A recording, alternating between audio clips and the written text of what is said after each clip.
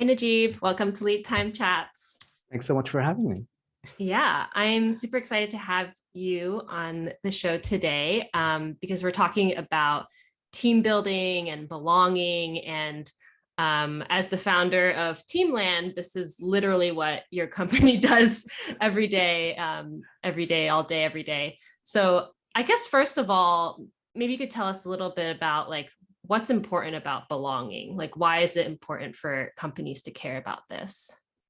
Yeah, so that's a good question. I think sometimes it helps us to understand why is it important to understand what happens when we don't create belonging in teams. Mhm. So, it's like imagine if you go into work and, it's a different country and you don't speak the language, you don't really know anyone, you go into the office. Now that's imagine if it's an office, if you're working remotely, log into Slack, you don't really know anyone, and you are only able to communicate with others based on your specific work. Mhm. Now, I don't know about you, but that would feel very isolating. And you have to ask how many people would be able to endure that kind of time and really enjoy working there and really stay there for a while. Mhm. And when we don't kind of create belonging, that's almost what happens. And that's why we're seeing the great resignation as you would. Now, Yeah. yes, money is an important factor, but it's also other parts, which is also your commute, but also, are you really staying connected with others? Do you enjoy working there, the mission? So Mhm. that's what happens when we don't kind of create belonging. When we do create it, we do see engaged employees who actually show up to work more often. There's less turnover. They actually have a higher productivity levels. Mhm. And what ends up happening is their profit as a company as a whole increases. So high performing teams aren't more effective because they work all the time. It's really that the fact that they connect with each other and they're closer means they're actually allowing them to have a better output later on. Yeah, I appreciate you sharing kind of the like what happens when you don't have belonging and when you have belonging. And I think like it feels like something like team building and belonging. I think for some teams it feels like oh that's we'll worry about that later when we're large enough and it's become like a more major pain point. But I feel like especially with the shift to remote work, it's become even more important because it is, teams without belonging, you see those kind of the impact of loneliness, low productivity. I don't want to tie everything back to productivity, but in terms of like company need, like that, there is really an impact to the bottom line. Yeah, even more so with remote work. Like, I mean, Mhm. if you look at what happens if you were to work in an office versus working remotely, in an office, you're just physically right beside someone. So you can just ask, hey, how's your day? You have that downtime as soon as you come into Mhm. the office or you're taking breaks. But in the remote work, you don't really have that. So that practice needs to be even more fostered if there isn't a systematic process already. Yeah, I think we discussed this last time of sort of like the more default ways that belonging is fostered, maybe not even in a very intentional way, but it just kind of happens in an office just because humans who see each other and smile at each other will say, "Hey, how are you doing? How was your weekend?" Those sorts of things.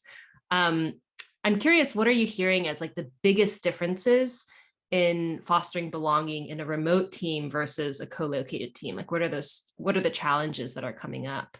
Yeah, so the one biggest challenge, well, one thing we have to realize is for a lot of companies, now is when they're talking of, hey, let's come back into the office, and whether they want to do fully in Mhm. office or they're going hybrid model, there are certain biases that we have to be aware of. One is proximity bias.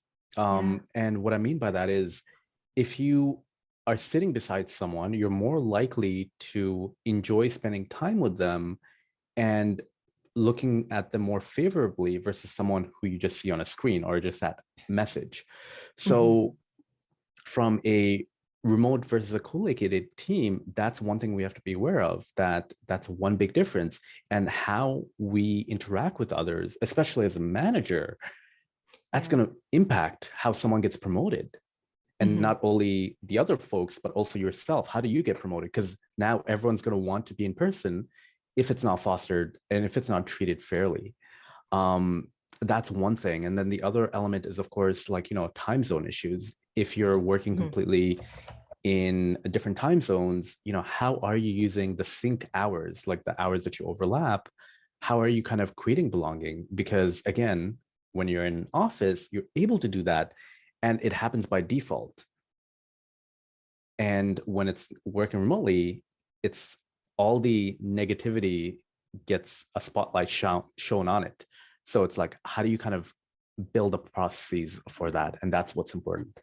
Yeah, it sounds like a lot of the issues that come up are around when you're not intentional about it. Like we kind of have this layer of like belonging and maybe social connection that happens with co-located people, but it's actually not that intentional, right? Even in an office, there's like the in groups or the, I don't know if you'd call them cliques, but definitely like friend groups that form, and then they may, go off and have product conversations and exclude other people. And um, so I imagine that a lot of the ways to combat these are to be more intentional. And I appreciate that you brought up the kind of like return to office and hybrid, because I think that again feels like something that we're looking at over the next few months. I mean, it seemed like it was going to happen last fall, but as companies kept pushing it out with Delta and Omicron, it feels like, this spring or summer is kind of when companies are going to be looking at that. And there is the risk of kind of remote employees feeling like second class citizens in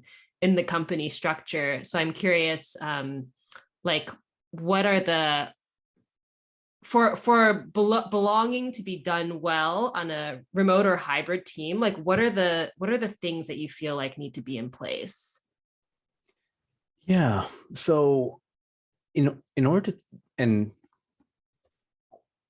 so let's break it down in like two different aspects, right? In terms of how belonging looks like, whether it's remote teams or co-located teams. Mm-hmm.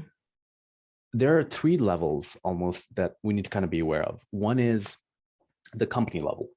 Mm-hmm. The second is the team level. And the third is almost like the individual level. Mm-hmm. On a company level, it's like looking at the culture, right? Like, how is the company culture and how does the organization foster their values and belonging and team culture? That's on a big company level. On the Mm-hmm. team level, sometimes it's really from the manager, right? Like, how does a manager actually foster it? Sometimes it's top down.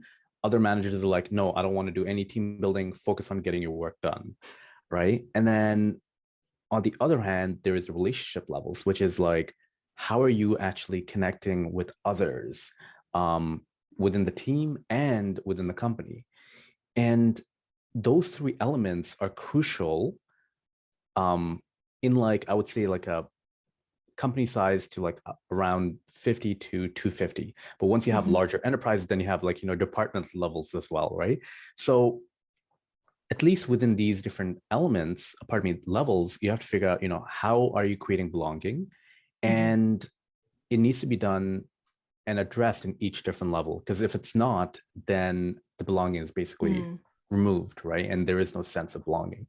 Mm-hmm. Yeah, that makes a lot of sense, because I feel like what I'm hearing now and range is a bit more like teamwork and helping teams work better together. And so there is a belonging aspect there, but in terms of like team process for getting things done, I feel like a lot of remote teams have figured something out for their immediate team, right? They've kind of cobbled something together or like have some process. So I imagine this kind of similar for like smaller teams under one manager have figured out some way to keep in touch, like get to know each other. But it's really that company, that like company level that I think is a little bit more challenging. And we see that with like, cross functional teams. Like, how do I even know what's going on the marketing team? Well, not at Range, because Range is quite small still, but like, at a larger company, like, that might be someone you walk past in the office, or you might just you might have like a in-person all hands or something where you get updates like that, but just finding it hard to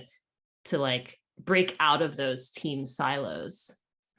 Yeah, absolutely. And if you also look at, before it used to be like way before, you would meet your significant other in your office, right? Like this is like years ago, but now it's like less likely. So I'm not necessarily proposing that per se, no pun intended. But it's like, how are you actually connecting and making friends? And like you mentioned, if it's like a big office, sometimes you might not know, like for example, I like paddleboarding and I enjoy doing triathlons. I might not know someone else literally on the same group or another team in the same department enjoys that, right? But if there's ways to kind of foster conversation, that is what can start to open up. So high performing teams are actually the ones that actually spend more time discussing non-work matters, you know, like books, sports, family, and that's what allows them to be high performing. So if you can kind of foster that, that allows teams to get to know each other and really build more stronger bonds with each other. Yeah, absolutely. I used to work as a one-on-one coach for a lot of engineering leaders, and it was interesting. I'd come across people who were like, oh, I don't need to make relationships at work. You know, I can just come in, do the work, do a good job, and it'll be recognized. But obviously, like that's not the case, right? Like you need to spend time building some some foundation of like getting to know each other as humans, like having some positive like associations with someone, so that when things do get tough, especially at work, like you have that kind of foundation to work with. But I was reminded of something funny we just did. We had a meeting, and a lot of times at the end of meetings, we do like this icebreaker, just to close the meeting. And we came across this question on Range that was like, what food do you hate the most? And and I think we've probably seen this question before, or maybe we just talk about food a lot. So someone on the team was like, what if we try to guess what everyone's like most hated food was? And we did pretty good. I feel like for about half the people, we were like, oh yeah, that person hates mushrooms, you know, like, but it was just kind of a fun, like lighthearted way to, like, totally unrelated to work, but just like knowing something about people that's not just what their work is. And then we had someone's kid join us at the end. That's something that you don't really get in the office as much, right? Like the pets and the kids and the people you live with walking around. That's really nice, even though you don't get the more like ongoing social interaction of an office. Yeah, and that's sometimes the benefit of it, right? It's like, hey, you don't normally see your children there, but maybe that allows you to kind of connect and create more rituals that wouldn't be possible in an office. And so it's really about like, how are you kind of creating these rituals? And these rituals could be something that's more static, like, hey, we're having fun Fridays, we have gratitude Mondays, or like at the end of the meeting. It's as you start to kind of create these, it allows more open-ended. Like, for example, if it's just Zoom calls, you could do, hey, every week or every month, we are going to have a theme for our team. And it could be like 90s cartoon. So everyone change your Zoom background to like a 90s cartoon. That is something you cannot do in an office. Yeah. Now, granted, you can kind of extrapolate that and say, you know what, everyone can wear a costume, but not everyone's going to be willing to wear the costume. Finding a Zoom background is pretty lightweight and like very visible way to do something together. Exactly. Yeah. But it, again, has to be from sometimes, unfortunately, it's like the top-down approach, which is the manager needs to be able to kind of create that space to do that. If you kind of reflect back, or actually here's a question for you, which is like, if you think about your past journey, who's your favorite boss or manager in your journey? And what is it what made working with them enjoyable for you? Well, I would have to say my current boss, because I worked with him at Medium and then joined Range to work with him again. So I think I felt like I could be very open with him. Like I could tell him There was not as much like, oh, I need to filter the information that's going to him. Like I can be very open with him. I can be very candid, and that it's the same both ways, right? Like if there's something that he needs to talk to me about, he'll bring it up. And yeah, I think that that deep level of trust, and also over the years seeing that he did advocate for me and support me at medium and also at range too. Yeah. So what you have in common with when I ask this question to a lot of people Mhm. is the bosses we remember have a few common traits. They create a safe space for us. They led by Mhm. example. They made us matter and helped us grow. And it's about being authentic. And if so, a question is to ask, it's like, when's the last time you heard phrases that start with, I made a mistake. I don't know. I might be wrong. I have an idea or I disagree. Mhm. When people feel safe to kind of lead conversations with those words, you're creating a safe space for people. They Mhm. feel like they belong. And that happens whether they speak or they show it physically. We speak about mental health awareness, and like we give it lip service or diversity, but what ends up happening is we'll say, hey, yeah, you can have a mental health day off or breakdown, but just do it on your vacation day, not while we're shipping something. Mhm. And that is where it becomes very difficult. It's like, what, how can you kind of create a space that's truly authentic to people and realize at the end of the day it's people that we're working with, not robots. Yeah. Yeah. And I think the point I'm hearing is like a lot of this needs to be modeled and come from the leaders on the team.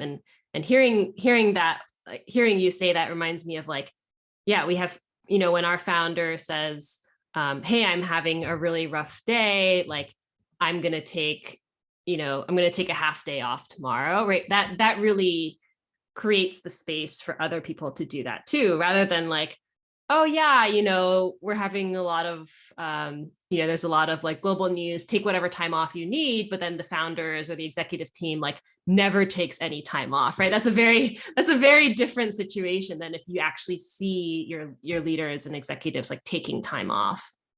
Yeah, absolutely. And that's why, I'm not going to go into the element of unlimited vacation days versus, Mhm. the vacation days part, but it's led by example. So, Mhm. like you mentioned, the part of what's the food that someone really doesn't like. Um, Sometimes, if there is no space for that conversation, you don't really get to know others, Yeah. right? So I actually spoke with this one company earlier today, and she was saying how and this person was in HR.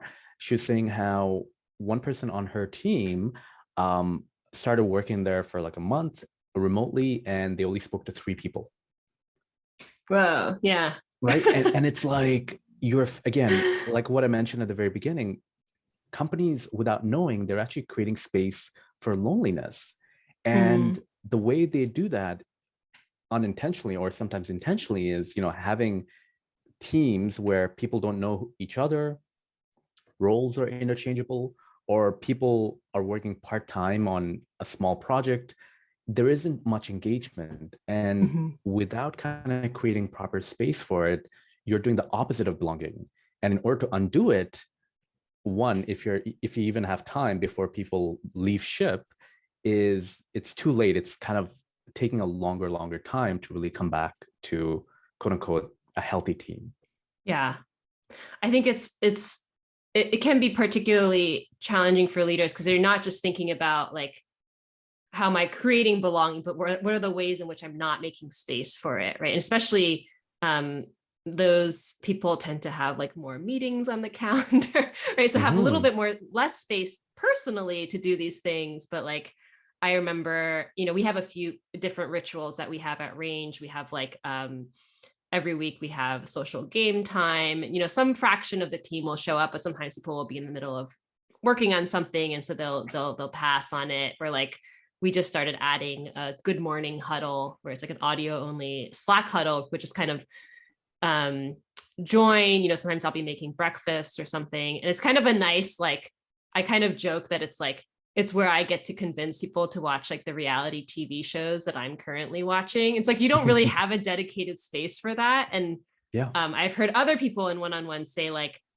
oh, I really appreciate seeing you or Jen, the other founder, in those spaces, like that you show up to game time and that you show up to these huddles, because it kind of gives me permission to take a break and like do something social. And like, I didn't really appreciate that I had that, that like, that's the impact of as a leader showing up and taking the time, not just because I might need a little bit of social connection, but like what the ripple effects of that on the rest of the team.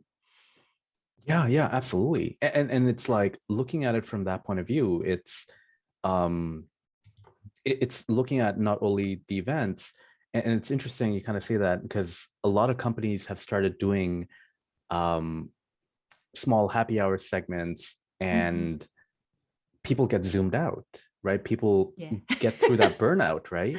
So it's about also creating the balance, and like you mentioned, allowing people the space that say, hey, if you're not interested, that's fine, you don't have to show up, but if you want to, here it is as well. Yeah. I think like historically, I've seen a lot of companies where, especially, companies where people would go into an office where like team building and sort of more intentional efforts to foster belonging were more thought of as like, oh, that's what you do during the offsite, or like, the annual offsite, or more of like a one and done type, like, oh, we'll plan a game night or something. But I feel like with remote teams, we're seeing this trend of like, what are more like lightweight, even daily things that teams can do. So I'm curious, what sort of like lighter weight touch points have you seen work well for teams? And you've mentioned a bit of like different rituals as well. Yeah, so typically when we look at team building, team connection, as a whole, there is small and large kind of interactions. So, a medium size is something like a team building event. A large is like an offsite. A small micro moment is something like Slack, right? Or using Microsoft Teams, like the chat messages, the lightweight interactions.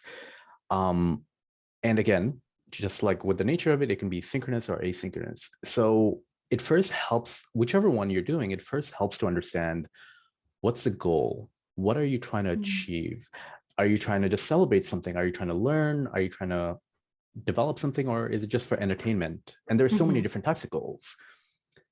And in a similar way, you can have different channels like, hey, this is a random channel. This is a 90s cartoon channel, or whatever channel, right? It could be something like that. And within there, you can have interactions and engagement. So if someone wants to participate, you give them the space to do that. And if someone does not participate, that's totally okay as well. But at the same time, if someone does participate, you don't penalize them for it. I've spoken to a few teams where they did not want to do team building because the manager would judge them negatively if they went to a team building event, right? Which seems kind of counterintuitive. And it's really looking at, how can you have those fun engagements with each other? So that's one. The other is within the company as itself, you can have other totally different separate teams. And what I mean by that is there's an organization where they really love Harry Potter. So as soon as someone joins, they have to pick one of the Harry Potter houses. I haven't seen Harry Potter, and my wife's like a super fan. So as far as I know, there's like 4 houses or 4 colors. So as soon as you join a team, everyone's picks like a particular team, and within that you have the team. What's the right way? Like insider jokes, sayings, and then you can, and as you play for different events, you get team points. So there are ways of kind of having lightweight interactions, whether it's jokes or birthdays or something like that as well. That's kind of brilliant, because I think a lot of teams are struggling with like, how do you get cross team like engagement and activity. And so like you're basically slicing it in this, I won't say arbitrary, but like, you know, maybe by personality type or something, you're slicing the whole company in a completely different way. Excuse me. Mhm. Yeah, and absolutely. And as you do that, what it allows you to do is just say, hey, you're just meeting others, and it doesn't necessarily like impact like which team you're in.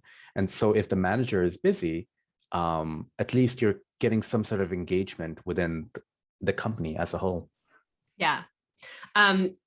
Two things you said during this chat made me think like I almost want to create a like 3x3 grid where it's like company, team, individual, and then like micro, medium, and large like kind of team building, and kind of fill that out and just see like where are the gaps, because I think that's part of the sort of intentional process of creating rituals, creating some intentionality around belonging and team building. Absolutely. And not to make it much more complicated, but you have to like kind of subdivide it even further to look at remote, hybrid, and in office. Yeah. Right. Yeah. Because, and the other element is like if it's smaller teams versus smaller companies versus larger companies. And there is no one solution that works for everything, right? It's just, Right. it really depends on all these different elements. Not to plug like what I'm doing with TeamLand, but like, we've created a generator that allows teams to really figure out a couple ideas for their teams, Mm-hmm. right? So, but ultimately they need to kind of do it. And more than not, a lot of teams, they have budget for it, but they are just completely busy or they just don't want to do it. And as the stats show, not doing it actually impacts you in the long run. So it's counterintuitive. Right. Yeah, absolutely. I'll definitely link up TeamLand in the notes, and then we'll send it out as well when we share the episode, so people can take a look at that as well. Mm-hmm. Cool. Maybe to end, what would you say? Because I feel like one theme that we've had throughout the chat is sort of like the role that leaders and managers, maybe the like impact that leaders and managers have, whether they know it or not. So I'm curious if there's like one thing that you feel like leaders or managers should do to start building belonging more into their culture, what would that be? That's a big question, isn't it? Just one, maybe Yeah. take your So, so I like to kind of, again, understand you're trying to create belonging, but you have to understand that there are different types of teams. That one of the simple models is forming, storming, norming, performing, right? Like the different phases of the teams. When a team gets created, they try to figure out how to work with each other, then they create some sort of rituals, and then they start to outperform. Different elements are needed for each team. Mm-hmm. If you start at the very beginning from onboarding, right? How are you making it engaging for the person who just joins a team? Right now, where, like I mentioned, great resignation, and I'm pretty sure if you've logged into LinkedIn anytime in the past 3 months, you probably see someone leaving a job or starting a job. And how are we welcoming them? How are they welcoming them to our culture? Again, like I mentioned, it's not only the company culture, but also the team culture. Sometimes the team goes out for hikes, right? Mm-hmm. How are we welcoming them? So that's like forming. And understanding the different phases for team building, we have to understand that it's not a once and done activity. Mm-hmm. Team building and building a culture is kind of like farming or working out. Mm-hmm. But the good thing is, just like farming or working out, there's many ways of doing it. And managers can kind of choose the one that works for them, whether, you can do it yourself, get someone else to do it. But when you do it, it results in a better team. Just you enjoy working there better. And, as the people say, people don't quit jobs, they quit bosses, right? So it creates a better culture overall. Awesome. Well, thank you so much for chatting with me today. I'm sure this will be super helpful, and I'll link up any additional notes or articles in the show notes as well. Absolutely. Thanks for having me.